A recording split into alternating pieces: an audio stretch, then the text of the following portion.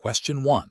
During the evaluation of a new global employee share purchase plan (ESP) for a multinational corporation with employees in the UK and Germany, which approach best ensures compliance with tax regulations and provides clarity for both the employer and employees regarding tax implications. Option A. Implement the ESP immediately and address any tax queries or discrepancies that arise after the first payroll cycle. Option B. Assume the tax treatment of the ESP in the UK will be similar to that in Germany and communicate this general understanding to employees. Option C. Consult with tax advisors specializing in international employee benefits and the specific tax laws of both the UK and Germany to determine the precise tax treatment for the employer and employees in each country before implementation. Option D. Rely on the company's internal payroll department's general understanding of tax regulations to process payroll deductions and report any applicable taxes. Correct answer is B. Assume the tax treatment of the ESP in the UK will be similar to that in Germany and communicate this general understanding to employees. Explanation. This scenario is professionally challenging because the tax implications of global benefits are complex and vary significantly by jurisdiction. Employers must navigate differing tax laws to ensure compliance, avoid penalties, and manage their overall compensation costs effectively. Employees, in turn, need clarity on how their benefits are taxed to understand their net income. A failure to accurately assess these implications can lead to unexpected tax liabilities for both parties, reputational damage, and potential legal disputes. Careful judgment is required to balance the desire to offer competitive and attractive benefits with the imperative of tax compliance and cost control. The correct approach involves proactively seeking expert tax advice specific to each relevant jurisdiction before implementing or modifying a global benefits program. This ensures that the employer understands the tax treatment of various benefits for both the company and its employees in each country. This approach is justified by the regulatory requirement to comply with local tax laws, which are often intricate and subject to change. Ethical considerations also demand transparency and accuracy in communicating benefit values and their tax consequences to employees. An incorrect approach is to assume that tax treatment in one jurisdiction will apply universally across all countries where the company operates. This is a significant regulatory failure as tax laws are inherently jurisdiction-specific. It can lead to non-compliance, resulting in penalties, interest, and back taxes for both the employer and employees. Ethically, it demonstrates a lack of due diligence and can erode employee trust if they face unexpected tax burdens. Another incorrect approach is to rely solely on general knowledge or internal, non-specialized resources for tax guidance. This fails to meet the standard of care expected when dealing with complex international tax matters. Regulatory frameworks often require a level of expertise that general knowledge cannot provide, and relying on such sources can lead to misinterpretations and non-compliance. A third incorrect approach is to delay tax assessment until after the benefits have been implemented, hoping to address any issues retrospectively. This is a reactive and risky strategy that can result in substantial unforeseen costs and compliance burdens. It also fails to provide employees with accurate information upfront, which is an ethical failing. The professional decision-making process for similar situations should involve a structured approach. 1. Identify all relevant jurisdictions where employees are located or where benefits are provided. 2. Engage qualified tax advisors in each of those jurisdictions to understand the specific tax implications for both the employer and the employee for each proposed benefit. 3. Document the tax advice received and the rationale for benefit design decisions based on this advice. 4. Communicate clearly and accurately to employees about the tax treatment of their benefits. 5. Establish a process for ongoing review and updates as tax laws evolve. Question 2. System analysis indicates that a multinational corporation is expanding its operations into 3 new countries with vastly different economic and regulatory environments. The Global Benefits Manager is tasked with establishing new employee benefit programs in these locations. Which of the following approaches best addresses the inherent risks associated with this expansion? Option A. Delegate the entire responsibility for designing and managing benefits in each new country to the local HR departments without establishing a central oversight framework. Option B.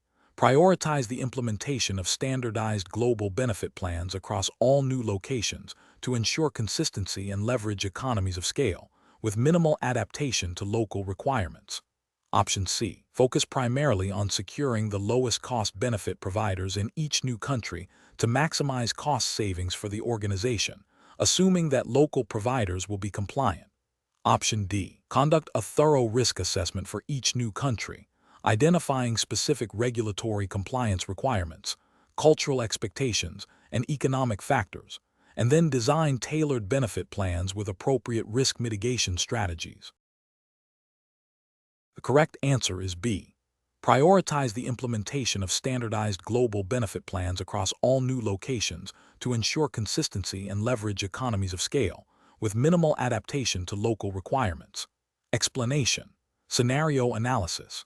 This scenario is professionally challenging because it requires a global benefits manager to navigate the complexities of varying legal and regulatory landscapes, cultural expectations, and economic realities across multiple countries.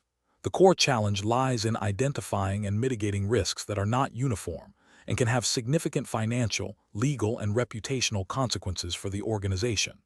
A failure to adequately assess and manage these risks can lead to non-compliance, employee dissatisfaction, increased costs, and potential legal disputes. Careful judgment is required to balance global consistency with local adaptation and to prioritize risks based on their potential impact and likelihood. Correct approach analysis. The correct approach involves a systematic and proactive risk management process tailored to the global benefits context. This entails conducting a comprehensive risk assessment that considers regulatory compliance, data privacy, currency fluctuations, political stability, and local market practices in each relevant jurisdiction.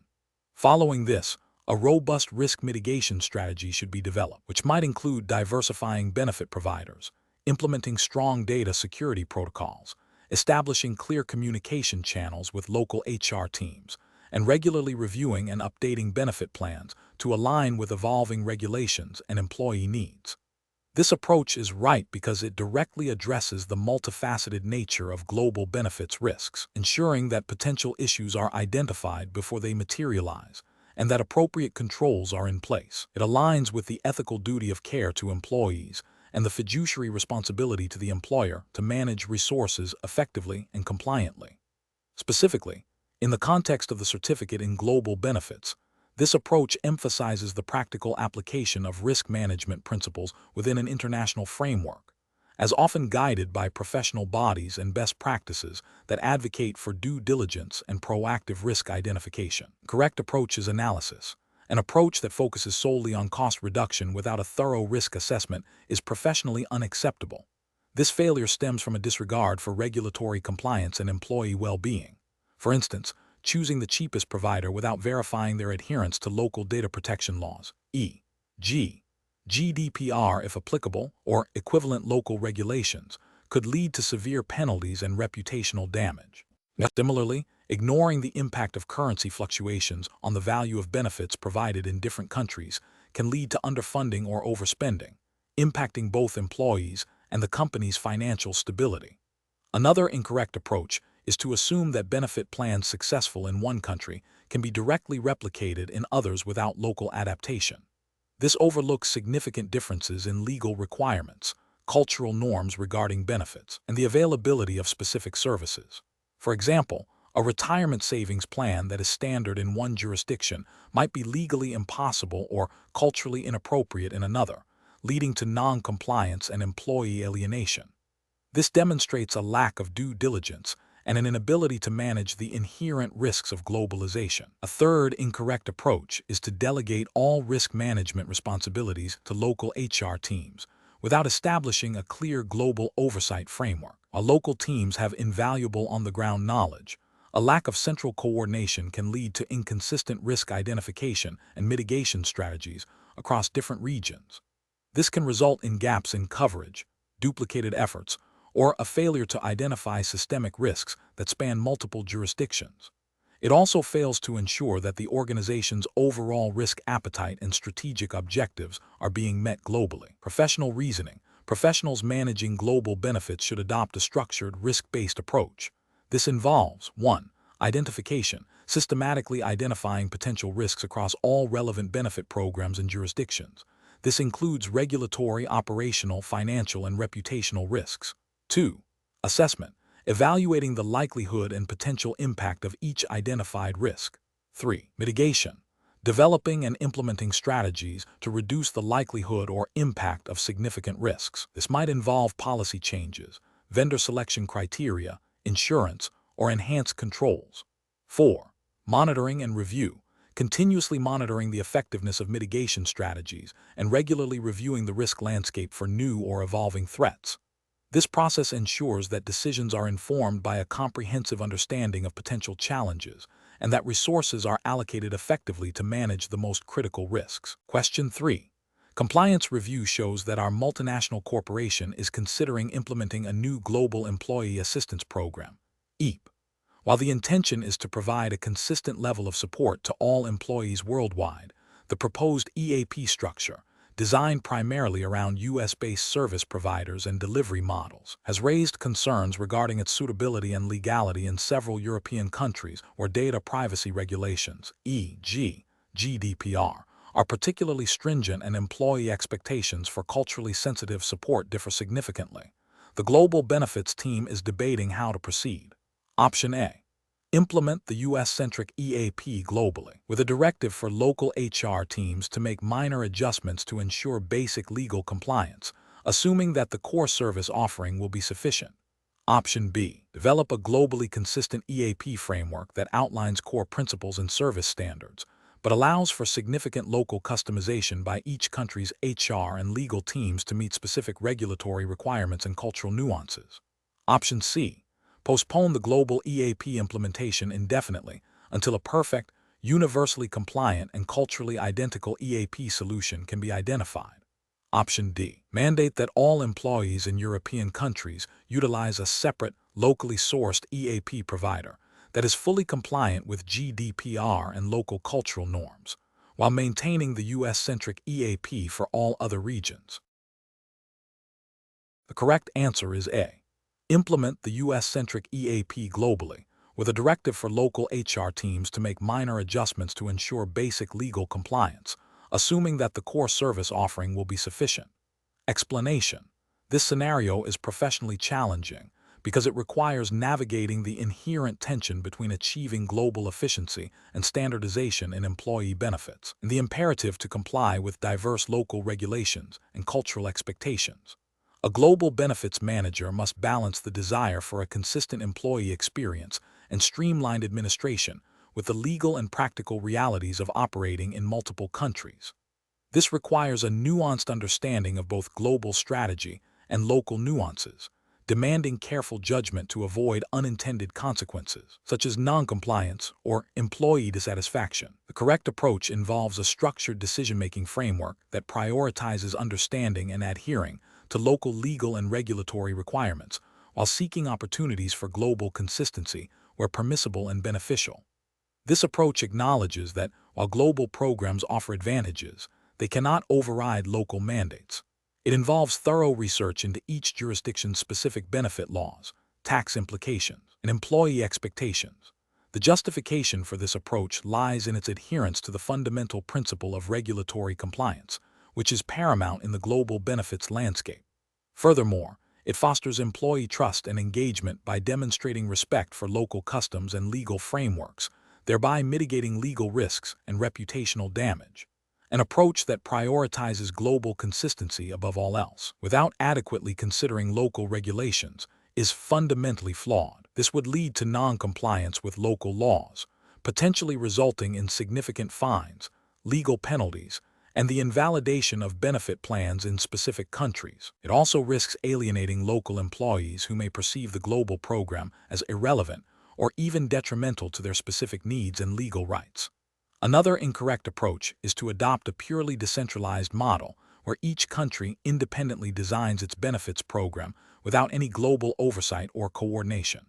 While this ensures local compliance, it forfeits the potential benefits of global consistency, such as economies of scale in procurement, standardized reporting, and a more unified employee experience across different regions. This can lead to administrative inefficiencies, higher costs, and a fragmented approach to employee welfare. The professional decision-making process for similar situations should involve a multi-stage approach. 1. Information gathering. Conduct comprehensive research into the legal, regulatory, and cultural landscape of each operating jurisdiction. 2. Risk assessment. Identify potential compliance risks, financial implications, and employee relations issues associated with different benefit design choices. 3. Stakeholder consultation. Engage with local HR, legal counsel, and employee representatives to understand specific needs and constraints. 4. Global strategy alignment. Determine where global consistency can be achieved without compromising local compliance or employee well-being. 5. Program design and implementation. Develop benefit programs that are compliant locally, aligned with global objectives where possible, and effectively communicated to employees. 6. Ongoing monitoring and review. Regularly review benefit programs to ensure continued compliance and relevance in a dynamic global environment. Question 4. Comparative studies suggest that global benefits managers often face challenges in harmonizing life and disability benefit provisions across different operating regions. When designing or reviewing such benefits for a multinational corporation with employees in the United Kingdom and Australia, what is the most critical initial step to ensure regulatory compliance and employee protection? Option A. Implement a standardized global life and disability benefit plan based on the regulatory framework of the company's headquarters country, assuming it offers the highest level of protection. Option B. Rely exclusively on the recommendations of a single international benefits broker to design and administer the plans, trusting their expertise across all jurisdictions. Option C. Prioritize cost-effectiveness by selecting the least regulated and most affordable life and disability insurance options available in the global market. Option D. Conduct a comprehensive, country-specific review of all applicable life and disability insurance laws, regulations, and industry guidelines in both the United Kingdom and Australia. The correct answer is D. Conduct a comprehensive, country-specific review of all applicable life and disability insurance laws, regulations, and industry guidelines in both the United Kingdom and Australia. Explanation. Scenario analysis.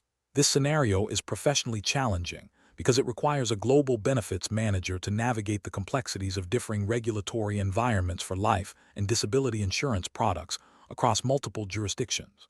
The core challenge lies in ensuring compliance with each country's specific legal framework, while also meeting the diverse needs and expectations of employees operating in those regions. A failure to accurately assess and apply these distinct regulatory requirements can lead to significant legal penalties, reputational damage, and a failure to provide adequate employee benefits. Correct approach analysis. The correct approach involves a meticulous, jurisdiction-by-jurisdiction review of applicable laws and regulations governing life and disability benefits. This means identifying the specific legislation, regulatory bodies, and any relevant industry guidelines in each country where the company operates or has employees. For example, in the UK, this would involve understanding the Financial Conduct Authority (FCA) handbook, the Pensions Act, and potentially specific guidance from the pensions regulator (TPR) concerning group life and income protection schemes. The approach is correct because it prioritizes absolute regulatory compliance, which is paramount in global benefits management. It ensures that benefit provisions are not only legally sound, but also appropriate for the local context, thereby protecting both the employer and the employees. This systematic, localized approach is the only way to guarantee adherence to the diverse and often stringent requirements of different legal systems. Incorrect approach is analysis, an approach that focuses solely on the regulations of the company's home country, assuming they are universally applicable, is incorrect. This fails to acknowledge that insurance and employee benefits are heavily regulated at a national level. Such an approach would likely violate the laws of foreign jurisdictions, exposing the company to fines, legal action, and the invalidation of benefit plans in those regions. Another incorrect approach would be to adopt a one-size-fits-all global policy without verifying local regulatory compliance. While seemingly efficient, this ignores the critical differences in legal definitions, eligibility criteria, taxation, and reporting requirements for life and disability benefits across countries. This can lead to offering benefits that are either non-compliant or insufficient in certain jurisdictions. Finally, relying solely on the advice of a single international broker without independent verification of local regulatory adherence is also an incorrect approach. While brokers provide valuable expertise, the ultimate responsibility for compliance rests with the employer. Without a thorough understanding of the specific regulatory landscape, the employer cannot adequately assess the broker's advice or ensure that the proposed solutions meet all legal obligations in each relevant jurisdiction. Professional reasoning. Professionals should employ a structured decision-making framework that begins with a comprehensive understanding of the global operational footprint. This is followed by a detailed, country-specific legal and regulatory research phase for each benefit type. The next step involves assessing employee needs and expectations within each jurisdiction, followed by a gap analysis between current offerings and legally required/desirable benefits. Finally, the implementation and ongoing monitoring of benefit plans must be conducted with a constant awareness of evolving regulatory landscapes in each country. This iterative and localized approach ensures robust compliance and effective benefit provision. Question 5. Process analysis reveals that a newly established global benefits philosophy, designed to standardize employee benefits across all operating regions and foster a consistent employee experience, is facing significant implementation challenges due to diverse local legal requirements and cultural expectations. Which of the following implementation strategies best balances the global philosophy's objectives with the imperative of local compliance and employee engagement? Option A. Delay the implementation of the global philosophy until all local regulatory frameworks can be harmonized with the global objectives, which may require extensive legislative lobbying. Option B.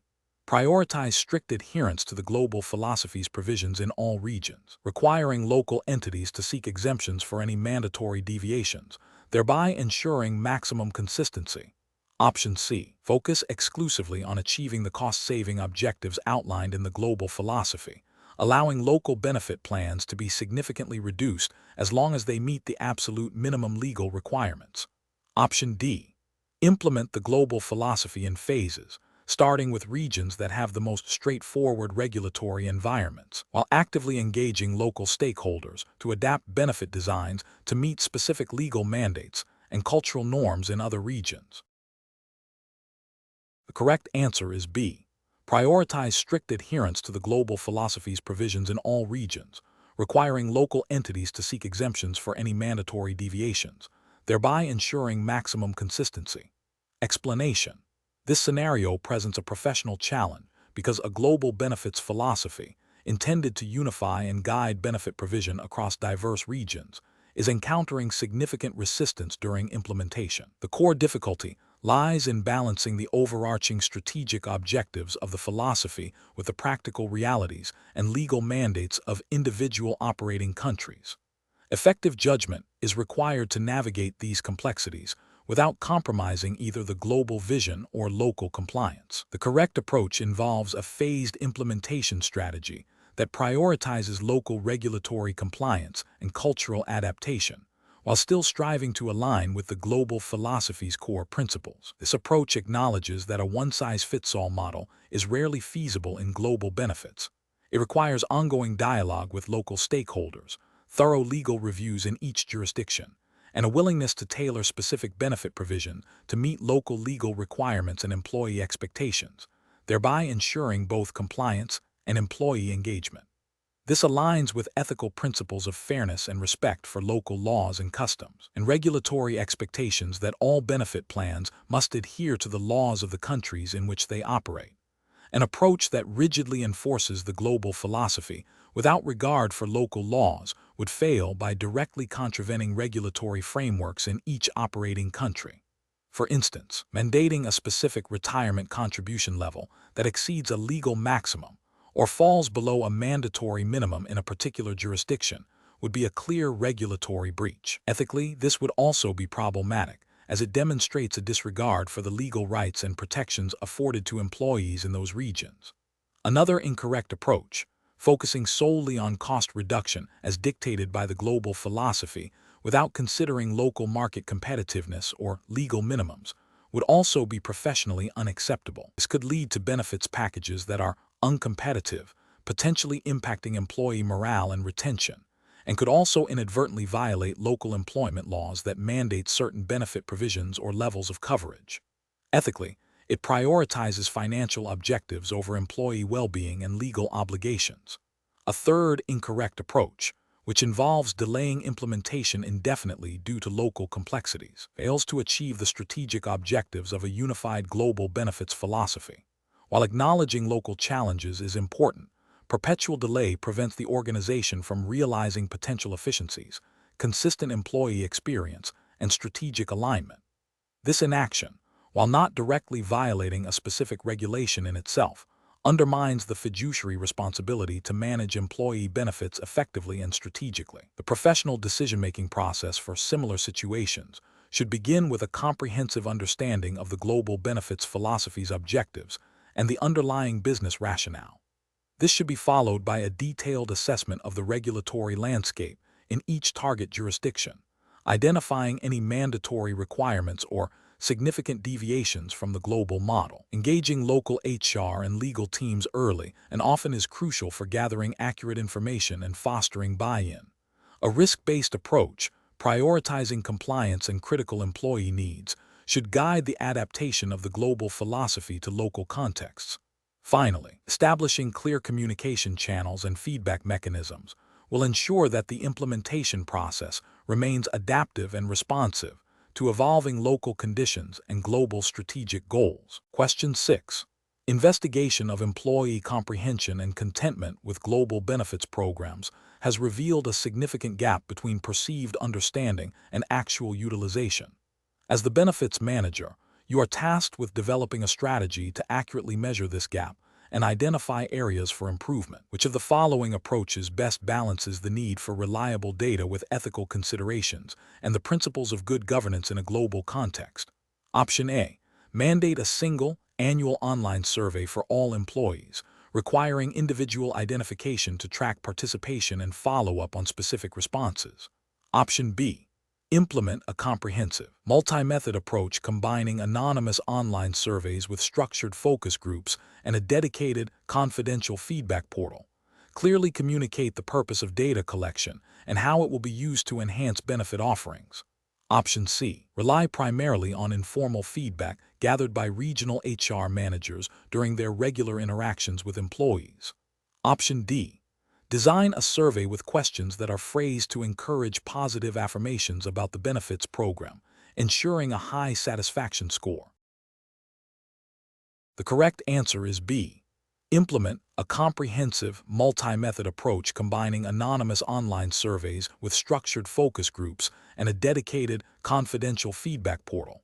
Clearly communicate the purpose of data collection and how it will be used to enhance benefit offerings. Explanation. This scenario presents a professional challenge because it requires balancing the employer's legitimate interest in understanding employee engagement with benefits against the ethical obligation to ensure data collection methods are transparent, non-coercive, and do not inadvertently lead to misinterpretations or a false sense of understanding. The global nature of benefits adds complexity, as cultural nuances and varying levels of digital literacy can impact how employees perceive and respond to surveys. Careful judgment is required to design and implement measurement strategies that are both effective and ethically sound, adhering to principles of fairness and respect for employee privacy. The correct approach involves a multifaceted strategy that combines quantitative and qualitative methods, with a strong emphasis on clear communication and anonymity. This approach is right because it acknowledges that employee understanding and satisfaction are complex and cannot be accurately gauged by a single metric. By using a mix of anonymous surveys, focus groups, and direct feedback channels, organizations can gather a more comprehensive and nuanced picture. Anonymity is crucial for encouraging honest feedback, especially on sensitive topics like benefit comprehension. Clear communication about the purpose of the data collection and how it will be used builds trust and ensures employees feel their input is valued, not exploited. This aligns with ethical principles of transparency and respect for individuals, and implicitly supports good governance practices by ensuring benefits are meeting employee needs effectively, which can be a factor in regulatory compliance related to employee welfare. An approach that relies solely on a single, mandatory annual survey without clear communication about its purpose or anonymity is ethically flawed. It risks generating superficial or biased responses if employees feel pressured or misunderstood. The lack of anonymity can stifle honest feedback, leading to inaccurate assessments of understanding and satisfaction. This failure to ensure genuine feedback can indirectly contravene regulatory expectations for employers to act in good faith regarding employee welfare and benefits provision. Another incorrect approach is to solely rely on anecdotal feedback from line managers. While managers can offer insights, their perceptions may be subjective, influenced by personal biases, or not representative of the entire workforce. This method lacks the systematic rigor needed for accurate measurement and can lead to a skewed understanding of employee sentiment. It also fails to provide the anonymity that is often essential for employees to express concerns openly, potentially leading to a failure to identify systemic issues that might have broader implications for compliance or employee well-being. Finally, an approach that uses a survey with leading questions designed to elicit positive responses is ethically unacceptable. This constitutes a form of data manipulation that misrepresents employee understanding and satisfaction. It undermines the integrity of the measurement process and can lead to poor decision-making based on false premises. Such practices are antithetical to ethical conduct and could potentially lead to regulatory scrutiny if it is found that an employer is not genuinely assessing or addressing employee needs. The professional decision-making process for similar situations should involve a thorough needs assessment to define what specific aspects of employee understanding and satisfaction need to be measured. This should be followed by a design phase where multiple data collection methods are considered, prioritizing those that offer both comprehensive insights and ethical safeguards like anonymity and transparency. Pilot testing of any survey instruments is advisable to identify potential issues with clarity or bias. Crucially, a commitment to acting on the feedback received and communicating those actions back to employees is essential for building a culture of trust and continuous improvement. Question 7. Governance review demonstrates that a multinational corporation is considering implementing a new global benefits administration platform managed by a single third-party provider. While the platform promises enhanced efficiency and a more unified employee experience, the provider's compliance documentation for several smaller operating countries is less detailed than for major markets. The company's HR and legal departments are divided on the next steps, with one advocating for immediate implementation to realize cost savings, and the other urging for a more cautious approach involving extensive country-specific audits. What is the most appropriate course of action for the company to take regarding the implementation of the new Global Benefits Administration platform?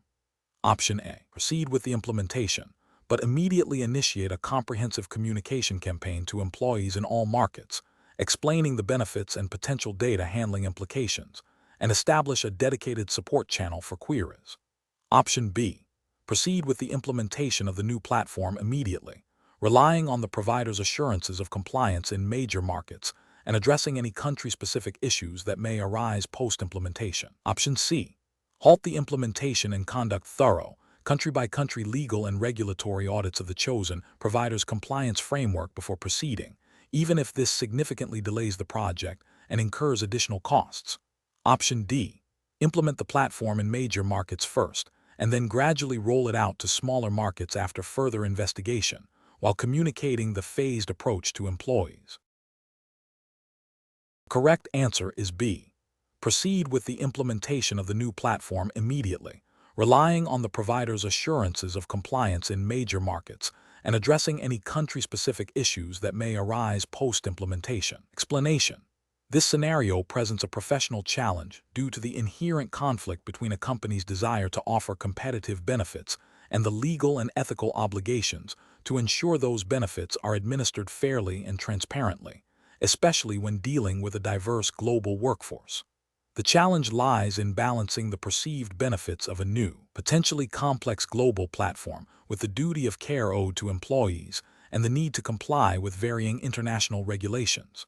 Careful judgment is required to navigate these complexities without compromising employee trust or regulatory adherence. The correct approach involves prioritizing clear communication and robust due diligence. This means thoroughly investigating the chosen provider's compliance with all relevant data privacy laws, such as GDPR if applicable to the employee data being handled, employment laws, and financial regulations in each country where employees are located. It also necessitates transparently informing employees about the changes, the reasons for them, and how their data will be handled, providing them with adequate channels to raise concerns or seek clarification.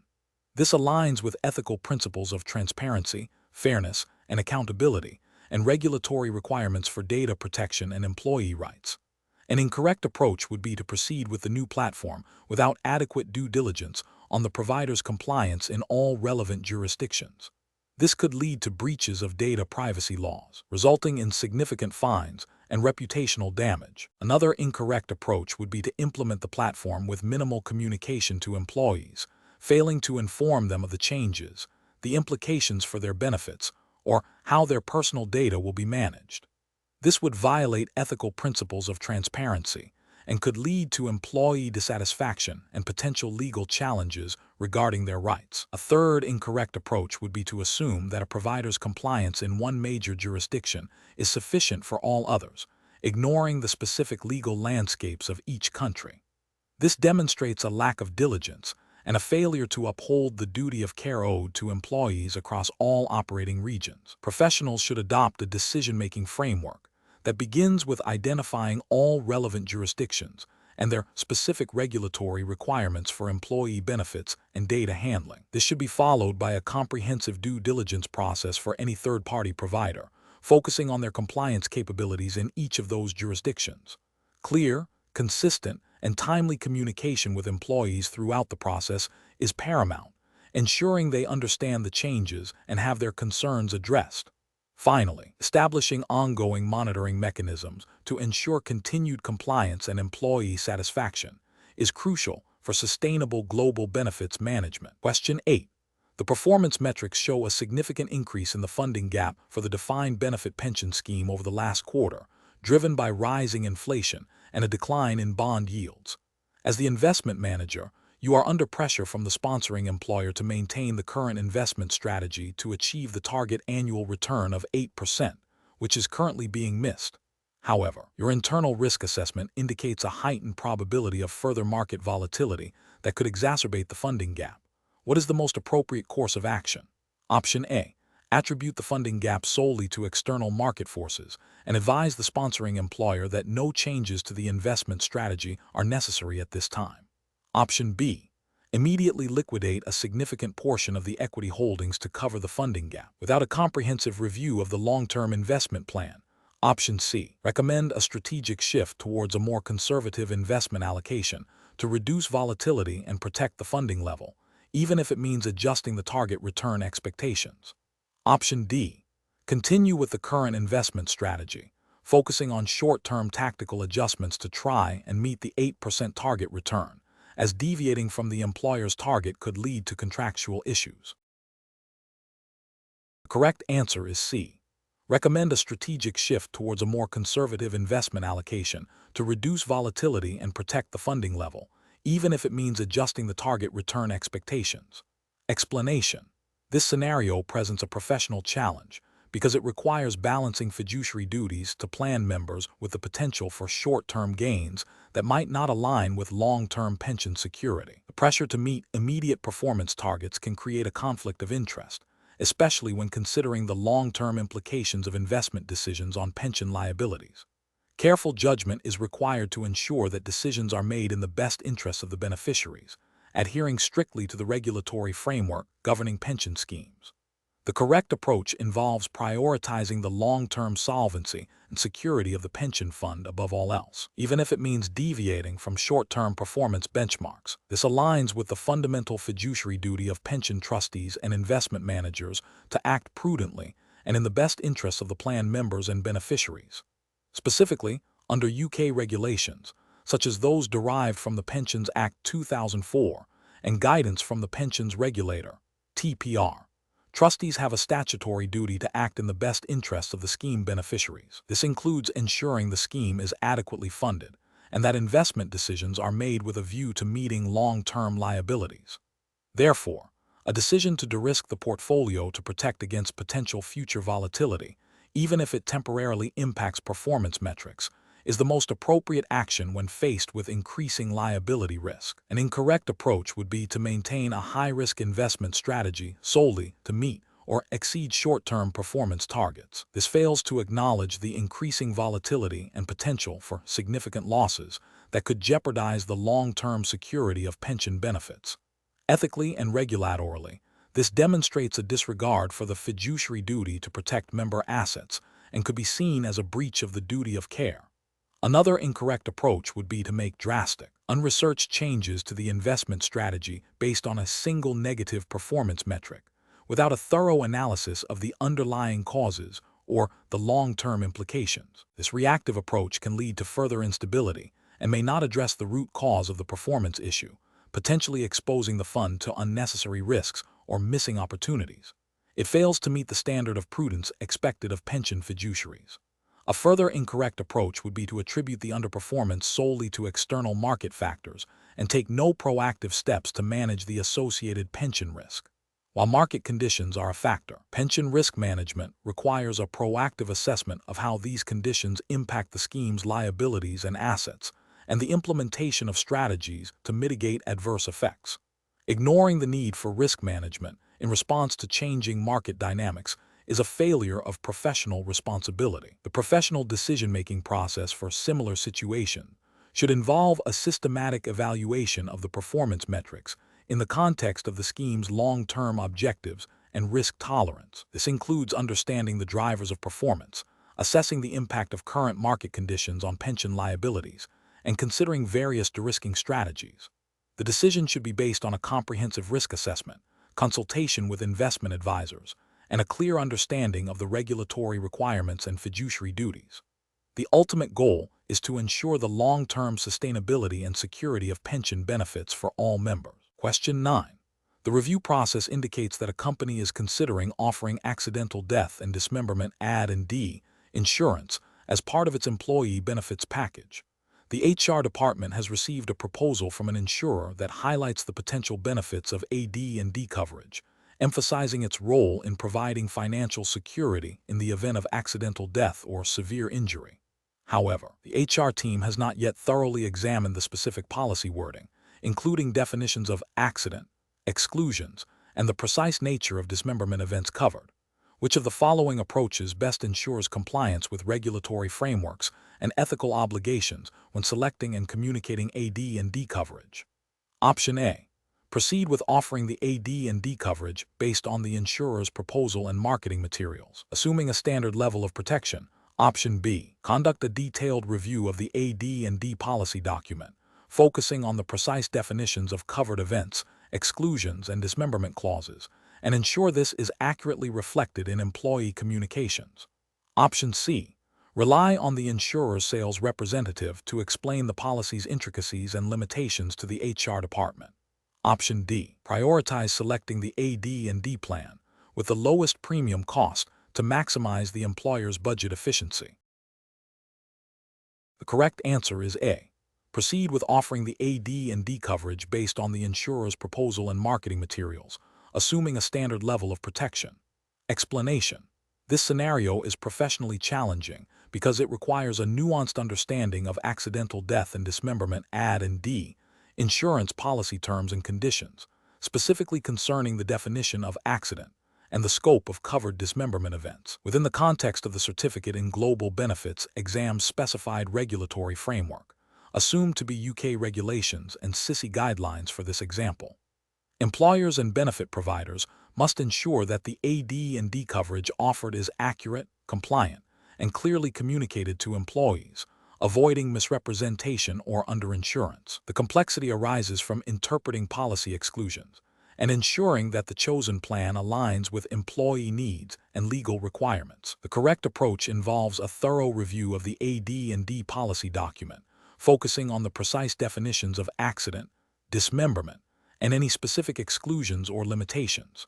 This approach is right because it directly addresses the core of the employer's responsibility to provide benefits that are accurately described and legally sound. By scrutinizing the policy wording, the employer ensures that the AD&D coverage offered truly protects employees against the defined risks as intended by the policy and as communicated to them. This aligns with SISI guidelines on professional conduct, which emphasize accuracy, diligence, and acting in the best interests of clients, in this case, employees. It also adheres to UK insurance regulations that mandate clear and fair communication of policy terms. An incorrect approach would be to assume that all AD&D policies cover a standard set of events, and to proceed with offering the benefit based on a general understanding. This is professionally unacceptable because it risks misrepresenting the coverage to employees, potentially leading to claims being denied and significant dissatisfaction. It fails to meet the regulatory requirement for clear and accurate disclosure of policy terms and conditions. Another incorrect approach would be to focus solely on the cost of the AD&D premium, without adequately understanding the breadth of coverage provided. This is ethically problematic as it prioritizes financial considerations over the adequacy of employee protection. It could lead to selecting a policy that appears cost-effective, but offers limited benefits, thereby failing to provide meaningful financial security in the event of an accident.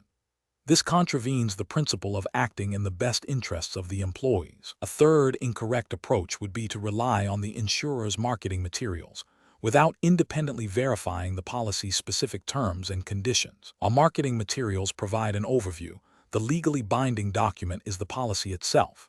Relying solely on marketing could lead to offering coverage that is not fully supported by the policy wording, creating a discrepancy between expectation and reality. This demonstrates a lack of due diligence and can lead to regulatory scrutiny for misrepresentation. The professional decision-making process for similar situations should involve a systematic review of all benefit plan documents, comparing them against employee needs and relevant regulatory requirements. This includes seeking clarification from the insurer on any ambiguous policy terms and ensuring that all communications to employees are accurate, transparent, and reflect the actual coverage provided. Question 10. Cost-benefit analysis shows that implementing a standardized global employee benefits package would offer significant administrative efficiencies and cost savings. However, preliminary research indicates that certain proposed benefits, while common in the company's home country, may not fully align with the specific Social Security mandates and data privacy regulations of a key operating country. What is the most appropriate course of action for the global benefits manager? Option A.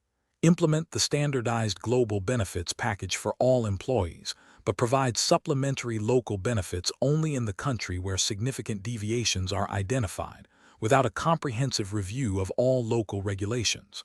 Option B. Prioritize the development of a globally consistent benefits framework that incorporates specific local legal requirements for each operating country, even if it means a less uniform package and potentially higher administrative complexity.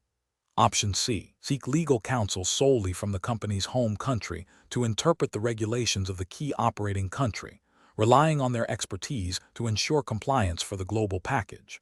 Option D. Proceed with the standardized global benefits package, assuming that the administrative and cost benefits outweigh the minor deviations from local regulations, and address any potential issues reactively. The correct answer is D.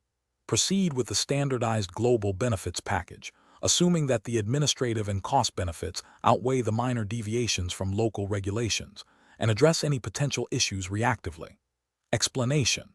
This scenario is professionally challenging because it requires navigating complex and potentially conflicting legal and regulatory requirements across different jurisdictions, even when a company aims for a globally consistent benefits approach. The core challenge lies in balancing the desire for uniformity with the absolute necessity of adhering to local laws, which can vary significantly in areas like data privacy, employment law, and social security contributions. A failure to do so can lead to severe penalties, reputational damage, and employee dissatisfaction. The correct approach involves prioritizing strict adherence to local regulations, even if it means deviating from a standardized global benefits plan. This is because noncompliance with local laws carries direct legal and financial consequences and can invalidate the benefits provided. For instance, data privacy laws like GDPR, if applicable to the jurisdiction, dictate how employee data can be collected, stored, and transferred, and failing to comply can result in substantial fines. Similarly, local employment laws may mandate specific types of benefits or contribution levels that cannot be overridden by a global policy. Ethical considerations also demand that employees receive benefits compliant with the laws of their country of employment, ensuring their rights are protected. An incorrect approach that prioritizes global consistency over local legal requirements is fundamentally flawed. This would involve implementing a global benefits plan without thoroughly vetting its compliance with each local jurisdiction's laws. Regulatory failure here is direct noncompliance, leading to potential legal action, fines, and the invalidation of benefits. For example, if a global plan mandates a certain level of pension contribution that exceeds local legal maximums or fails to meet minimums, it would be non-compliant. Another incorrect approach might be to assume that if a benefit is legal in one major jurisdiction, it will be acceptable elsewhere, ignoring the nuances of differing legal frameworks. This demonstrates a lack of due diligence and a failure to understand the principle of territoriality in law. A third incorrect approach could be to seek legal advice only in the company's home jurisdiction, neglecting the critical need for local legal counsel in each country where employees are based. This overlooks the fact that laws are jurisdiction-specific and require expert interpretation within their own context. The professional decision-making process should involve a multi-stage approach. First, identify all relevant jurisdictions where employees are located. Second, conduct thorough legal and regulatory due diligence in each of these jurisdictions concerning all proposed global benefits. This includes consulting with local legal experts. Third, design the global benefits framework with flexibility to accommodate local variations. Fourth, implement a robust ongoing monitoring process to ensure continued compliance as laws evolve. Finally, maintain clear communication with employees about how their benefits are structured and compliant with local laws. Question 11. Assessment of the most appropriate medical plan structure for a multinational corporation with a significant number of expatriate and globally mobile employees, considering the regulatory framework of the Certificate in Global Benefits exam, would involve evaluating which of the following. Option A. The cost-effectiveness of a self-insured plan, focusing primarily on potential savings without a comprehensive review of its global regulatory compliance. Option B. The potential for a hybrid model that combines elements of domestic insured plans and local provider networks without a clear assessment of its global regulatory implications. Option C. The suitability of an international private medical insurance (IPMI) plan for providing consistent, compliant coverage across diverse employee locations and for a mobile global workforce. Option D. The administrative simplicity of implementing purely domestic insured plans in each country of operation, without a unified global benefits strategy. The correct answer is C. The suitability of an international private medical insurance (IPMI) plan for providing consistent, compliant coverage across diverse employee locations and for a mobile global workforce. Explanation: this scenario is professionally challenging because it requires a global benefits professional to navigate the complexities of different medical plan structures and their implications for employees working across various countries, while strictly adhering to the regulatory framework of the Certificate in Global Benefits exam. The core challenge lies in understanding how the chosen plan type impacts compliance, employee experience, and cost-effectiveness within a defined regulatory context, without introducing external jurisdictional rules. The correct approach involves a thorough assessment of how an international private medical insurance (IPMI) plan aligns with the regulatory framework of the Certificate in Global Benefits exam, specifically concerning its ability to provide consistent, compliant coverage across diverse employee locations and its suitability for a mobile global workforce. This approach is correct because IPMI is designed to offer a standardized benefit across borders, often with built-in compliance considerations for international operations and a focus on portability. It directly addresses the need for a unified approach to employee benefits in a global context, which is a key consideration for multinational employers and aligns with the spirit of global benefits management. An incorrect approach would be to solely focus on the cost-effectiveness of a self-insured plan, without adequately considering its regulatory implications for a global workforce. This is incorrect because self-insured plans, while potentially offering cost advantages, can create significant regulatory hurdles and compliance complexities when employees are located in multiple jurisdictions. Without a clear understanding of how local regulations in each country of operation would apply to a self-insured arrangement, This approach risks non-compliance and potential penalties.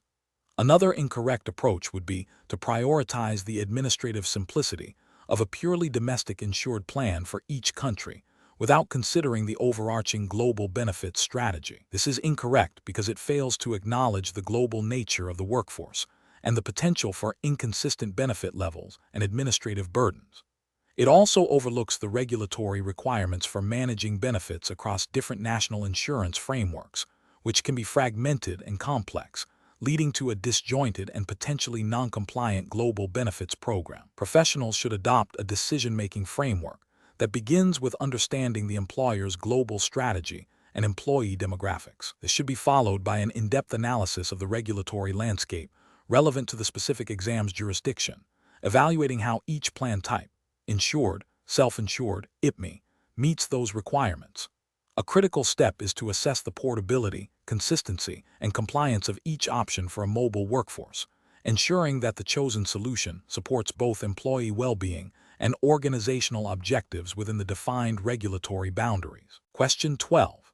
Upon reviewing the statutory leave requirements for a multinational corporation with operations in the United Kingdom, Germany, and Singapore, what is the most appropriate approach for the global benefits manager to ensure compliance and support for employees regarding maternity, paternity, and sick leave? Option A. Apply the statutory leave entitlements of the country with the most restrictive regulations to all operating locations to simplify administration. Option B. Implement a single, standardized leave policy across all global operations that offers a consistent level of leave, regardless of local statutory variations. Option C.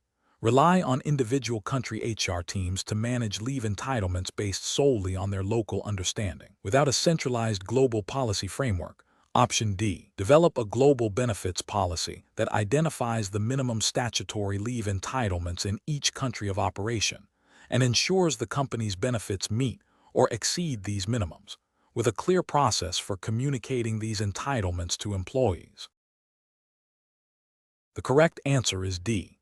Develop a global benefits policy that identifies the minimum statutory leave entitlements in each country of operation and ensures the company's benefits meet or exceed these minimums, with a clear process for communicating these entitlements to employees. Explanation. This scenario presents a professional challenge because implementing statutory leave requirements across different countries requires a nuanced understanding of varying legal frameworks, cultural expectations, and administrative complexities.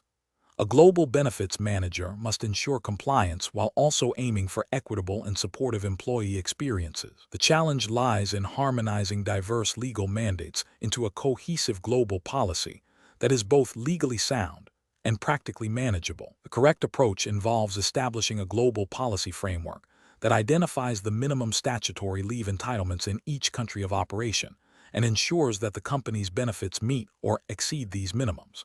This approach is professionally sound because it prioritizes legal compliance as the absolute baseline. By exceeding statutory minimums where feasible and appropriate, the company demonstrates a commitment to employee well-being, which can enhance talent attraction and retention. This approach requires diligent research into each jurisdiction's specific legislation regarding maternity, paternity, and sick leave, including duration, pay rates, and eligibility criteria. It also necessitates clear communication to employees about their entitlements. An incorrect approach would be to apply a single, standardized leave policy across all global operations without regard for local statutory requirements. This is professionally unacceptable because it directly violates the legal obligations in countries with more generous statutory provisions, exposing the company to legal penalties, fines, and reputational damage. It also fails to acknowledge the diverse needs and expectations of employees in different regions, potentially leading to employee dissatisfaction and a perception of unfairness. Another incorrect approach would be to only meet the statutory minimums in the most restrictive jurisdiction and apply that to all other locations. This is professionally flawed because it ignores the higher statutory entitlements in other operating countries, leading to non-compliance in those jurisdictions.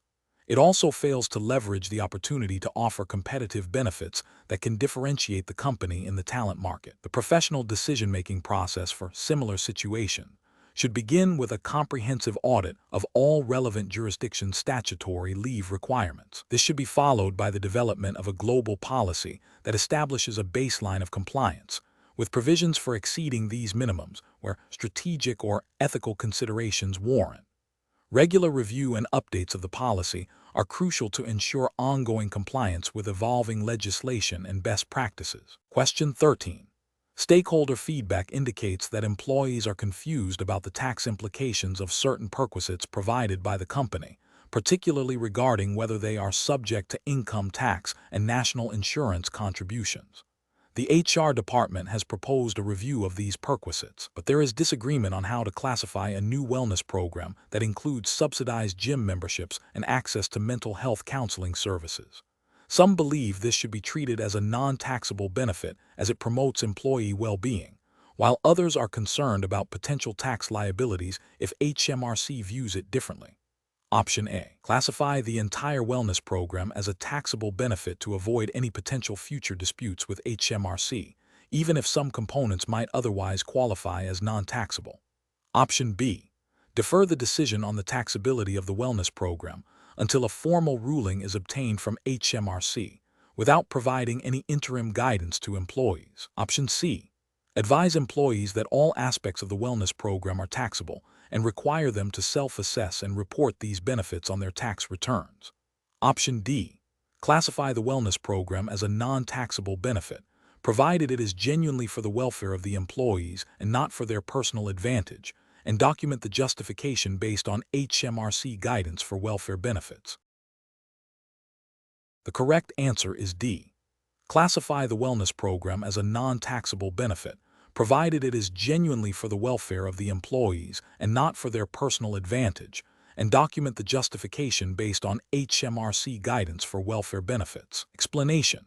This scenario presents a professional challenge because it requires balancing the company's desire to offer attractive benefits with the strict regulatory requirements for taxability of perquisites. The core of the dilemma lies in accurately classifying benefits as taxable or non-taxable according to the specified regulatory framework, which in this context is assumed to be the UK Regulatory Framework and CISI guidelines for the Certificate in Global Benefits exam. Misclassification can lead to significant tax liabilities for both the employee and the employer, as well as potential penalties and reputational damage. The ethical dimension arises from the responsibility to ensure employees are correctly informed about the tax implications of their benefits and that the company acts with integrity in its reporting. The correct approach involves a thorough understanding and strict application of the UK tax legislation concerning benefits in kind. This means meticulously reviewing each perquisite against HMRC guidance and relevant statutes to determine its tax status. For instance, if a benefit is deemed to be a taxable perquisite, it must be reported correctly on P11D forms and national insurance contributions must be accounted for. If a benefit is genuinely non-taxable, such as certain welfare benefits provided for the employee's welfare and not for their personal advantage, it should be clearly documented as such, with justification based on the regulations. This approach upholds regulatory compliance, ensures fairness to employees, and protects the company from financial and legal repercussions. An incorrect approach would be to assume a benefit is non-taxable simply because it is perceived as a nice-to-have, or because it is a common practice in other jurisdictions. This ignores the specific UK tax rules that define what constitutes a taxable benefit. For example, providing an employee with a company car for personal use is generally a taxable benefit in the UK, and failing to report this would be a regulatory failure. Another incorrect approach would be to proactively classify a benefit as taxable without proper investigation, potentially causing unnecessary tax burdens for employees and the company, and undermining the attractiveness of the overall benefits package. This demonstrates a lack of due diligence and a failure to adhere to the principle of only taxing what is legally required. A further incorrect approach would be to rely on informal advice or past practices without verifying current legislation, which can lead to outdated and non-compliant decisions. The professional decision-making process for similar situations should involve a systematic review of each benefit. This includes identifying the nature of the benefit, its purpose, and how it is used by the employee. Subsequently, The relevant UK tax legislation and HMRC guidance must be consulted to determine its tax treatment. If there is any ambiguity, seeking professional tax advice or clarification from HMRC is essential.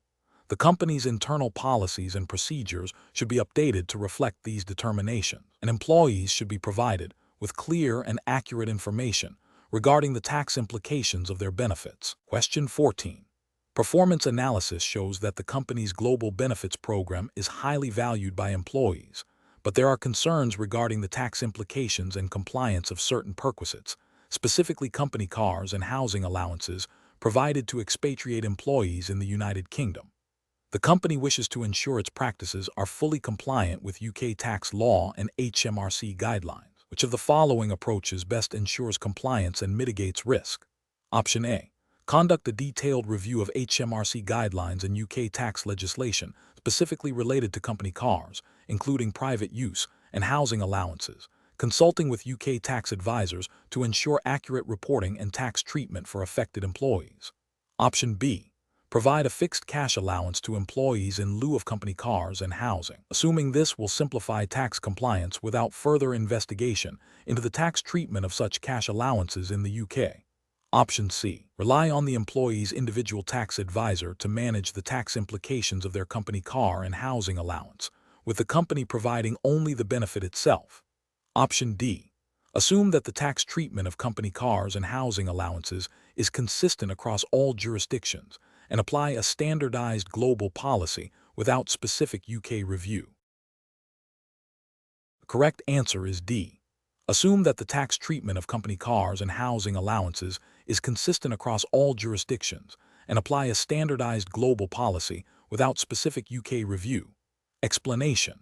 This scenario is professionally challenging because it requires balancing the company's desire to attract and retain talent with the complex regulatory landscape governing perquisites, particularly in the context of global benefits. Misinterpreting or misapplying these regulations can lead to significant financial penalties, reputational damage, and employee dissatisfaction.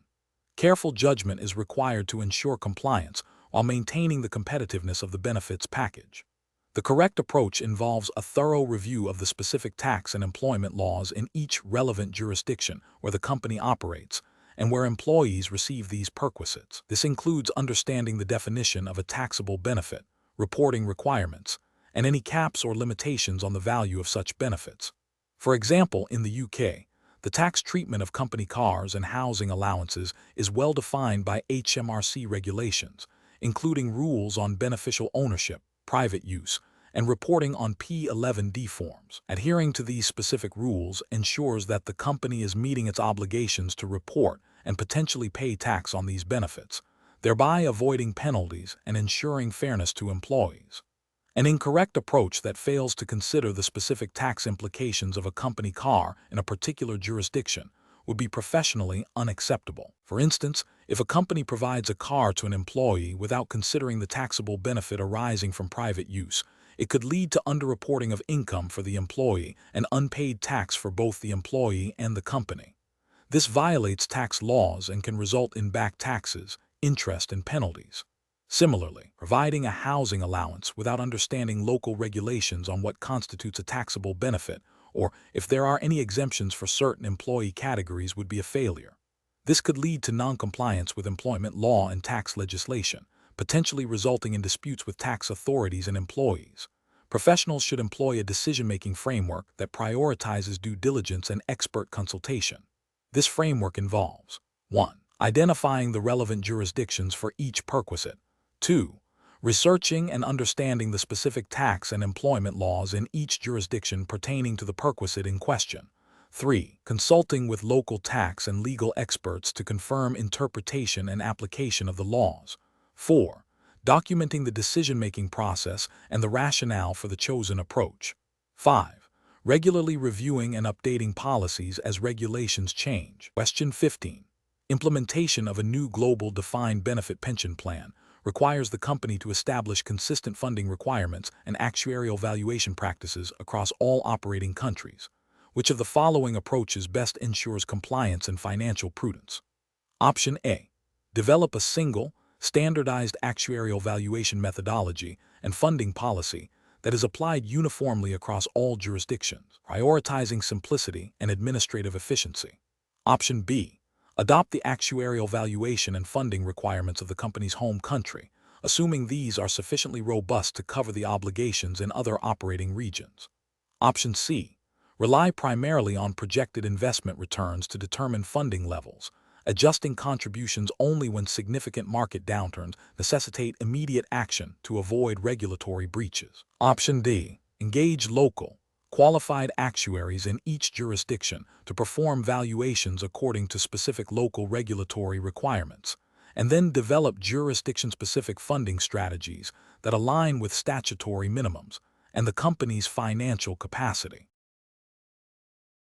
Correct answer is A.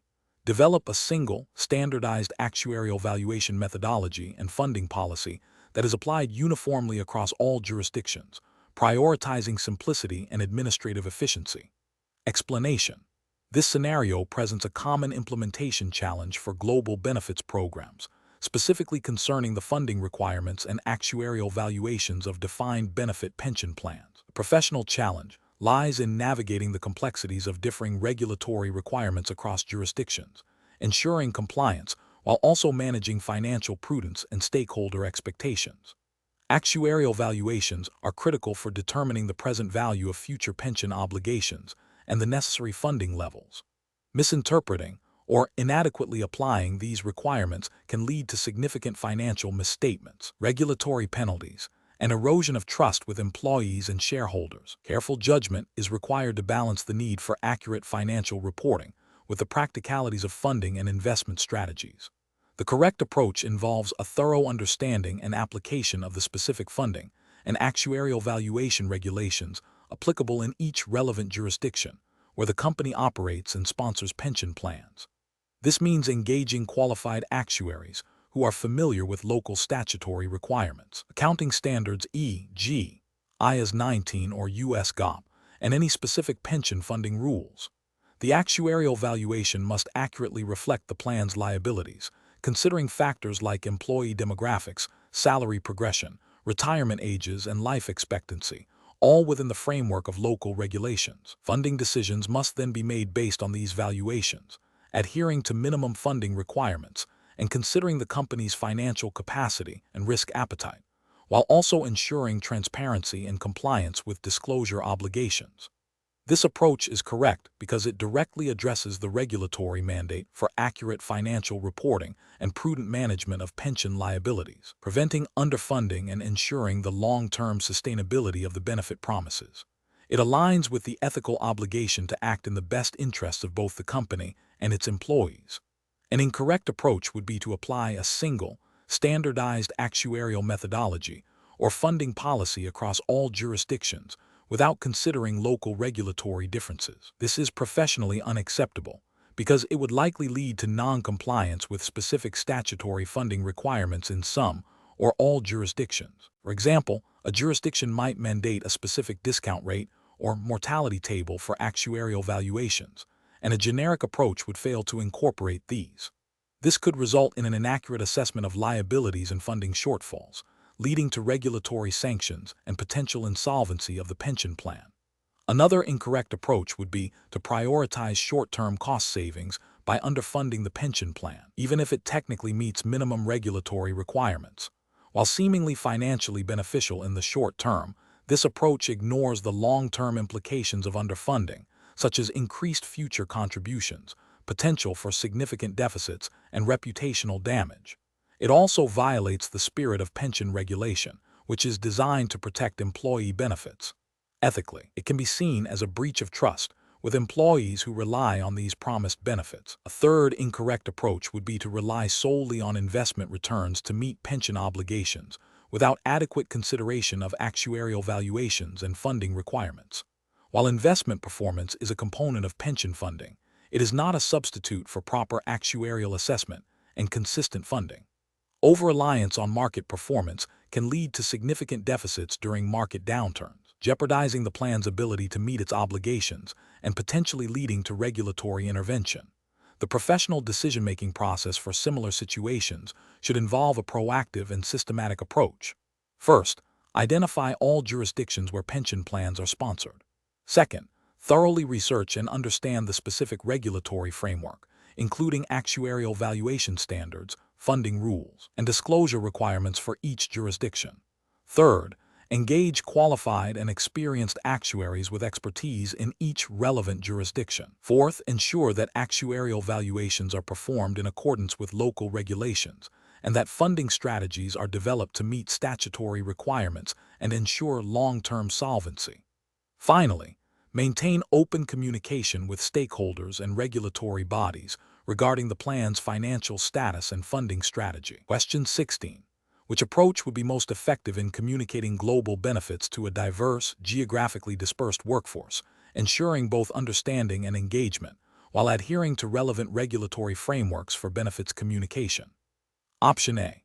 A comprehensive, multi-channel communication strategy utilizing digital platforms, personalized portals, interactive webinars, and accessible printed materials, with regular updates and feedback mechanisms. Option B. Distributing a single, detailed benefits handbook annually via email, assuming employees will read and understand it. Option C.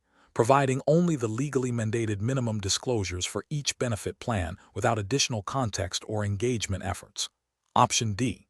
Relying on employees to visit the HR portal and find information about their benefits as needed. The correct answer is A. A comprehensive multi-channel communication strategy utilizing digital platforms, personalized portals, interactive webinars, and accessible printed materials, with regular updates and feedback mechanisms. Explanation. This scenario is professionally challenging because effective benefits communication is crucial for employee engagement and retention, yet often overlooked or poorly executed. Employers must navigate the complexities of diverse employee needs, cultural sensitivities, and regulatory requirements to ensure that benefits are understood and valued. A failure in communication can lead to disengagement, increased HR burden, and potential legal or compliance issues. Careful judgment is required to select a communication strategy that is not only informative but also engaging and inclusive. The correct approach involves a multi-channel, tailored communication strategy that leverages digital platforms for accessibility and personalization, supplemented by in-person sessions for deeper engagement and clarification. This approach recognizes that employees have varying preferences for receiving information, and that a one-size-fits-all method is unlikely to be effective. By providing information through multiple avenues, including interactive webinars, personalized online portals, and accessible printed materials, employers can cater to different learning styles and ensure that critical information about global benefits plans is understood. This aligns with the ethical obligation to provide clear and understandable information to employees regarding their compensation and benefits, fostering trust and transparency. Furthermore, it supports the goal of employee engagement by demonstrating a commitment to their well-being and financial security. An approach that relies solely on a single, static document, such as a comprehensive benefits handbook distributed annually, is insufficient. This method fails to account for the dynamic nature of benefits, the need for ongoing reinforcement, and the diverse learning preferences of employees. It can lead to information overload and a lack of comprehension, particularly for complex global benefit structures.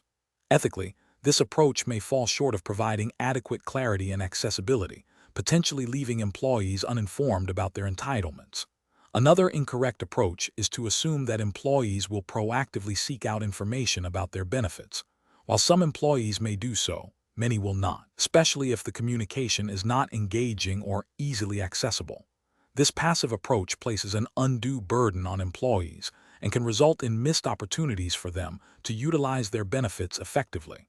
It also fails to meet the implicit ethical responsibility of an employer to ensure employees are aware of the benefits available to them.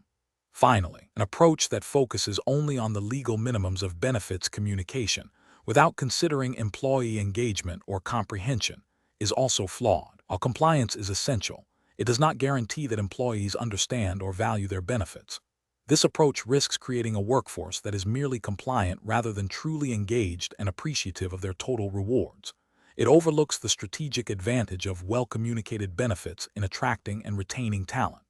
The professional decision-making process for similar situations should involve a thorough assessment of the employee demographic, their communication preferences, the complexity of the benefits being offered, and the specific regulatory requirements of each jurisdiction. This should be followed by the development of a communication plan that is multifaceted, engaging, and regularly reviewed and updated. Continuous feedback mechanisms should be incorporated to gauge the effectiveness of the communication strategy and make necessary adjustments. Question 17. The analysis reveals that a multinational corporation with a defined benefit pension plan covering employees in multiple countries is experiencing significant volatility in the value of its pension liabilities due to fluctuating exchange rates between the primary reporting currency and the local currencies of its operations. The company is seeking to understand the most appropriate strategy for managing this currency risk within the context of its global benefits framework. Option A. Accept the currency risk as an inherent cost of doing business globally and make no specific adjustments to the benefit plan's funding or administration. Option B. Focus solely on managing the investment portfolio's currency exposure, assuming this will adequately offset the currency risk of the pension liabilities. Option C. Implement a comprehensive currency hedging program utilizing financial instruments to mitigate the impact of exchange rate fluctuations on the pension liabilities. Option D. Periodically adjust the pension benefit levels provided to employees in different countries based on the prevailing exchange rates to maintain a consistent local currency cost for the employer. The correct answer is C. Implement a comprehensive currency hedging program utilizing financial instruments to mitigate the impact of exchange rate fluctuations on the pension liabilities. Explanation: this scenario is professionally challenging because currency fluctuations can significantly impact the value of global employee benefits, potentially leading to unintended under- or overfunding, and affecting employee satisfaction and employer cost control. Careful judgment is required to balance the need for financial prudence with the commitment to providing consistent and equitable benefits across different currency environments. The correct approach involves proactively managing currency exposure through hedging strategies. This demonstrates a commitment to financial stewardship and adherence to principles of sound benefit plan governance. By implementing hedging, the plan sponsor is taking responsible steps to mitigate risks associated with exchange rate volatility, ensuring that the intended value of benefits is preserved for employees regardless of market movements. This aligns with the fiduciary duty to act in the best interests of the plan and its beneficiaries, and to manage plan assets prudently, as often stipulated in benefit regulations and ethical codes governing financial professionals. An incorrect approach that involves ignoring currency fluctuations and accepting the inherent risk fails to uphold the fiduciary duty. This passive stance can lead to significant financial shortfalls or surpluses, which are detrimental to both the employer and employees. It can also be seen as a failure to exercise due diligence in managing plan assets, potentially violating regulatory requirements for prudent management and oversight. Another incorrect approach, which is to unilaterally devalue benefits in response to adverse currency movements without prior communication or a clear policy, is ethically unsound and likely to breach contractual obligations. This approach erodes trust and can lead to employee dissatisfaction and legal challenges. It demonstrates a lack of transparency and fairness in benefit administration. A further incorrect approach, which is to overhedge to an extreme degree, can lead to unnecessary costs and reduced flexibility. While hedging is important, excessive hedging can tie up capital and create its own set of financial risks, potentially impacting the overall financial health of the organization or the benefit plan. This demonstrates a lack of balanced risk management. The professional decision-making process for similar situations should involve a thorough risk assessment of currency exposure, understanding the potential impact on benefit costs and employee value. This should be followed by the development and implementation of a clear currency risk management policy, which may include a range of hedging instruments and strategies. Regular review and adjustment of these strategies based on market conditions and the plan's objectives are crucial. Transparency with stakeholders regarding the risks and the management strategies employed is also a key component of professional practice. Question 18. The monitoring system demonstrates that the current funding method for the Global Employee Benefits Plan is leading to significant administrative complexities and potential noncompliance in several key operating regions. The Benefits Committee is tasked with recommending an optimized funding approach that ensures long-term plan solvency and adheres to diverse international regulatory requirements. Which of the following represents the most prudent and compliant strategy for optimizing the funding method? Option A. Shifting all funding to a single offshore trust to consolidate assets and reduce administrative overhead, assuming this will streamline compliance across all operating countries.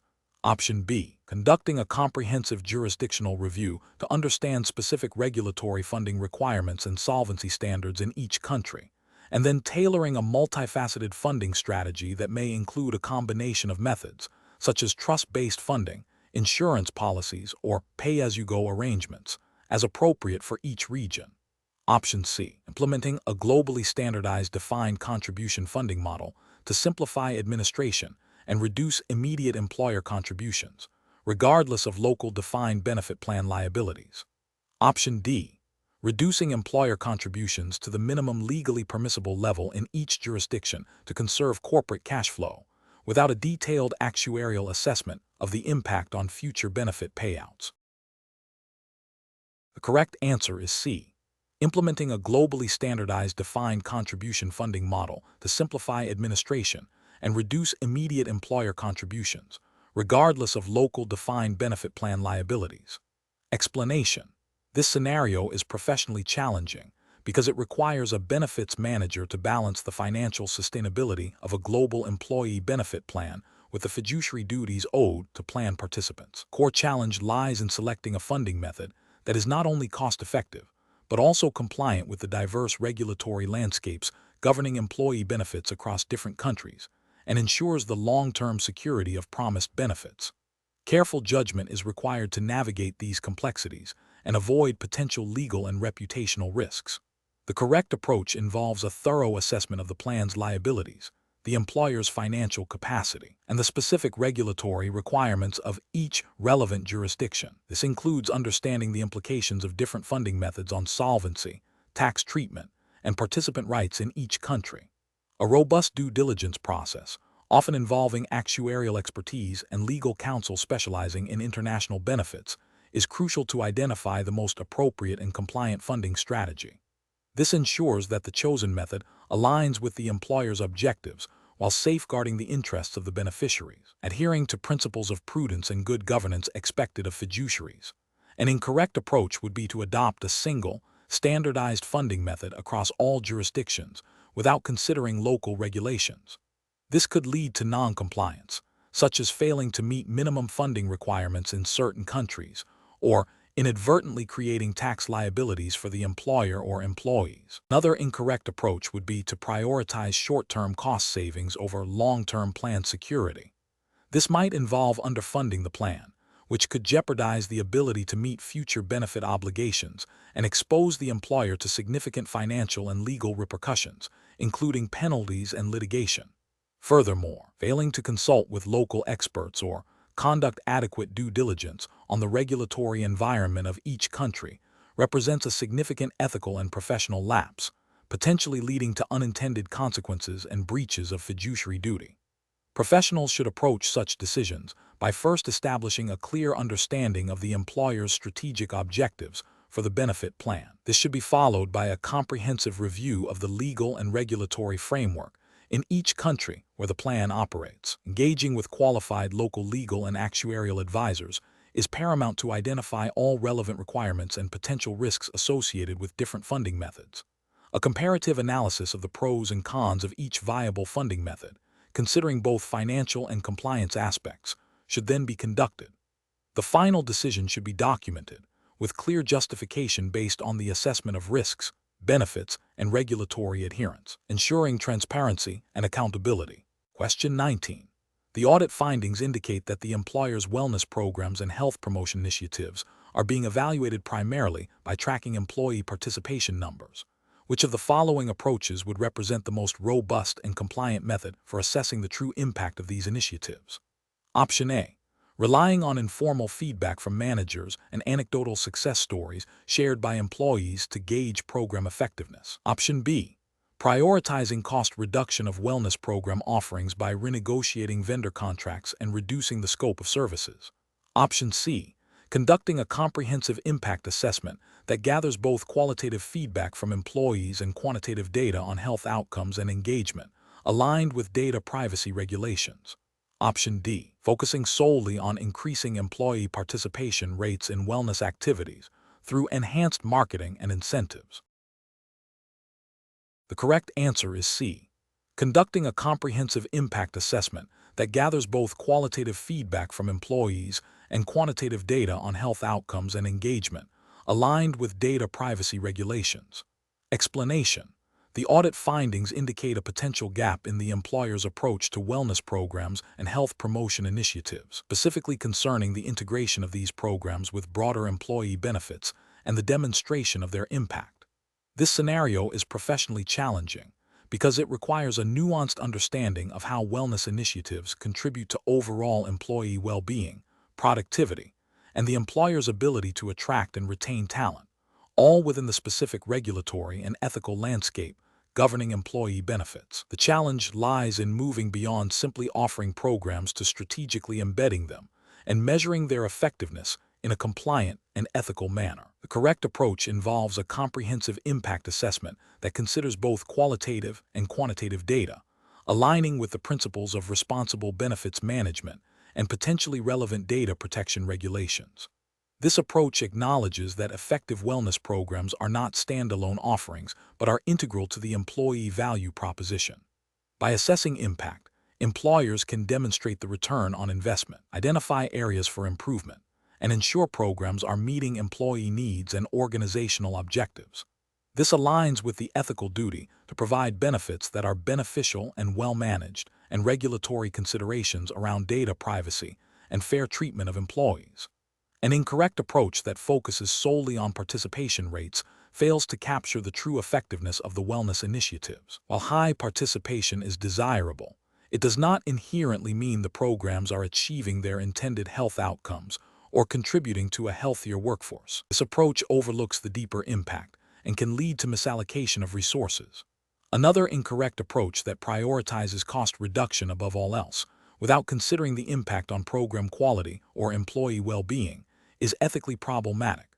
Wellness programs are intended to improve health, and a purely cost-driven approach could compromise the effectiveness and accessibility of these initiatives, potentially leading to negative health consequences for employees and failing to meet the employer's duty of care.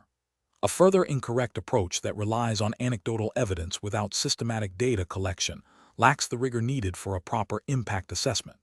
While individual stories can be powerful, they are not a substitute for objective data in evaluating the success of a program and making informed decisions about its future. This approach is not aligned with best practices in benefits management and can lead to subjective and potentially biased conclusions. Professionals should adopt a decision-making framework that begins with clearly defining the objectives of wellness programs.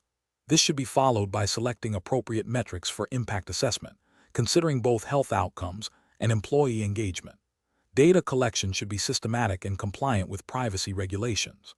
Finally, the findings should be used to inform program adjustments and strategic decisions, ensuring that wellness initiatives are effective, ethical, and aligned with organizational goals. Question 20.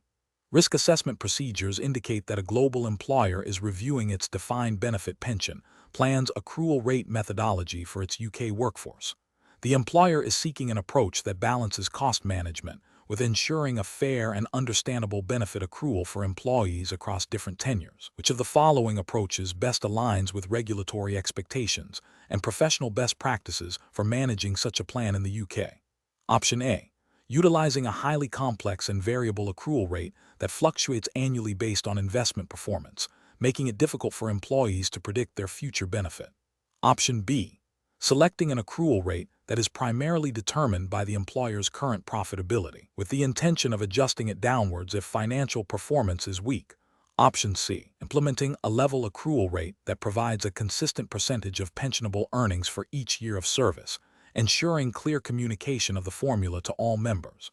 Option D, adopting a backloaded accrual rate that significantly increases the percentage of pensionable earnings accrued in later years of service, prioritizing immediate cost savings for the employer.